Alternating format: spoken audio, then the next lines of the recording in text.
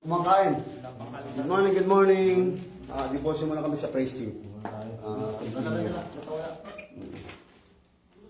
Okay muna bro, mag-start tayo. Oo. Ano yun sila? Dali nila yung kape. Dito na kayo magkape, dito na kayo kumain kasi sa devotion, sa discipleship training class o Sunday school, inaalaw kong kumain. Hindi po. Sa worship service, okay lang. Okay? So, let's pray. Dali lang minuto na lang para makapag-ano na kayo. Di ba, ang ano ninyo ay practice ninyo ay 9 to 10, di ba? O, tama. Ilang minuto lang naman ako eh. Sabi natin, 5 minutes, 10 minutes, pwede naman. Before 9:30, at least may 30 minutes pa kayo. Sige, let's pray. Maraming salamat o Diyos sapagkat muli ay sa biyaya ng Panginoon ay consistent. Ito ang kalooban mo, Panginoon. Sumusunod na kami sa utos mo. Bilang isang pastor at bilang mga manggagawa ng katuwang kami sa iyong gawain, ay bago magpatuloy na mag-practice para mamaya sa praise and worship ay una sa lahat ay yung pundasyon ng pakikinisita. Salamat po sa mga kapatiran narito. At sa mga iba pang darating, naway maka-join din po sila upang ito ay pagkain din nila ng kaluluwa. Salamat po, tulungan niyo po ang bawat isa sa Panginoon Jesus. Amen. Okay? So, kain lang po kayo. Pero mas maganda, pengi ako isa. Bala, lugi ako eh. Lugi ako eh. Di ba? Lugi ako. Di ba? Kain tayo. Okay. Kain, brother. Di ba? Okay. So, ang topic natin ngayon ay hindi na sa ano, no? Tapos na tayo sa manner, sa money. Dadapot na tayo sa management. Okay? Management ang importante. Isa sa mga leader o sa mga manggagawa, yung patungkol sa management. No? Tapos yung management ay, kung i-general natin, marami ang ibig sabihin ng management pag pinag-aralan. Merong management sa mga business, di ba? Management sa company, management sa... Pero ang nakakalimutan ng management, yung management is sa ministry. Kaya maraming ministry ang tawag ito, hindi masyadong matatag, matibay o magulo pag wala rin management. So napaka-importante ang management. Amen po ba? Amen. No? Everybody say management. Management. No? So puro tayo M, no? No, management. Kaya dapat lagyan natin sa isipin natin yung management. Management is busy pagmamanage. Tinignan ko sa dictionary, marami pala ibig sabihin ng meron palang tinatawag na noun, meron tinatawag na verb, no? Pero dito natin kukunin muna yung sa verb, no? Ibig sabihin, yung management pala, yung action, yung ibig sabihin, pamamahala o pangangasiwa. Bilang isang pastor, as a pastor, preacher, teacher at trainer at servant. So dapat alam ko kung paano i-handle. Kaya Lord, say ko, tulungan niyo po ako. Tulungan mo po rin bawat isa. Paano i-manage? No? So ilalaborate natin, hindi tayo magpo-focus sa business, hindi tayo magpo-focus sa company o sa pamilya. Magpo-focus tayo management dito sa church. Amen po ba? Amen. So pero lahat ay basahin ko muna sa Titus 3:8. Ito sabihin in English. This is a faithful saying, and these things I will not affirm constantly, that they which have believed in God might be careful to maintain good works. These things are good and profitable unto men. Kung sa Tagalog, mas maganda basahin ko din po sa Tagalog. No? Ano ko sa Tagalog? Anong verse yan, Pastor pa? Titus 3:8. Titus 3:8. Ano natin sa Tagalog?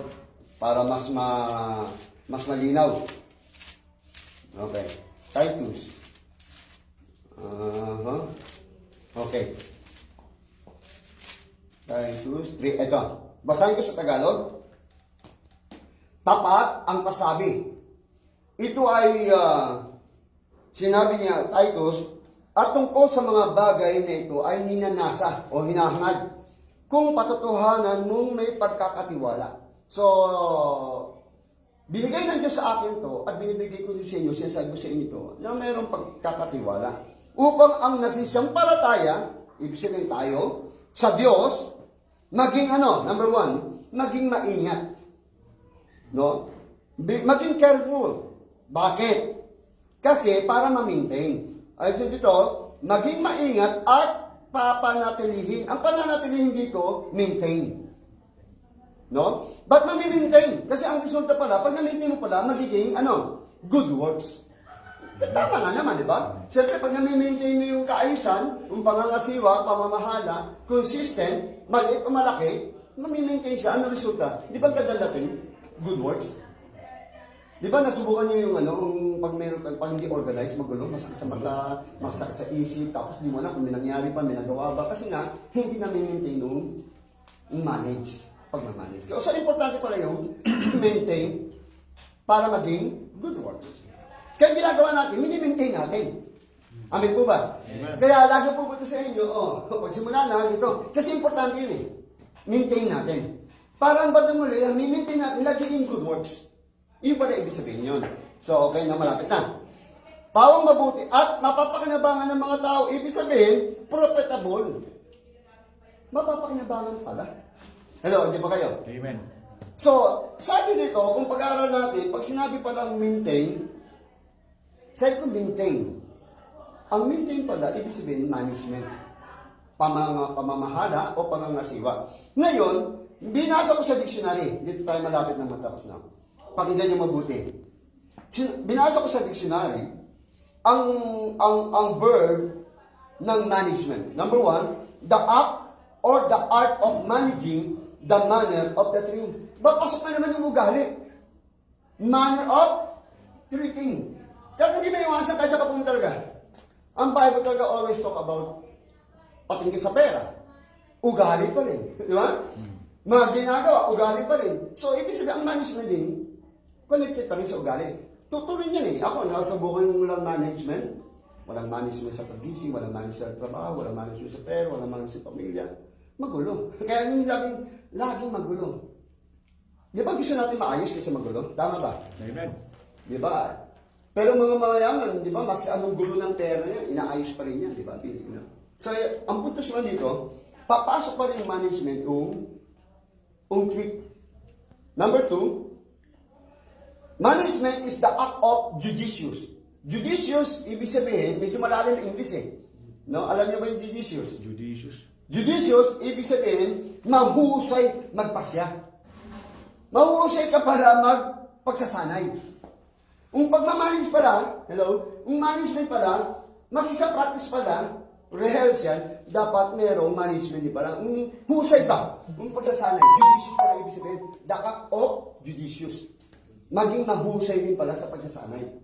Kaya maski practice lang yun, pero bandang huli, kapag practice mo, di ba naalala yung sinabi ko before, kagagawa mo, nagiging hobby mo na.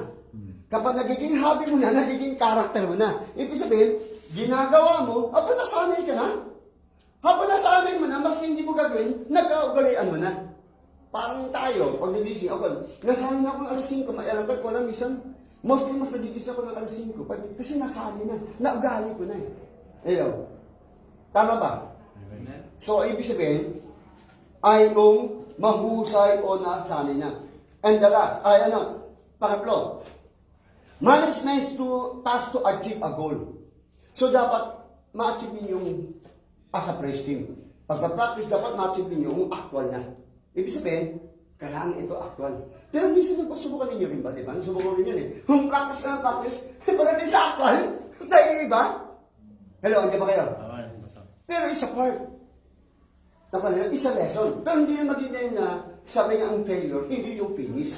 Failure is the step of, na maging maayos. Tama ba yun? Amen. Kaya hindi pa nga yung finish eh. Starting pa lang yun. And the last, ito na. Management, ibig sabihin, process. Number 1, planning.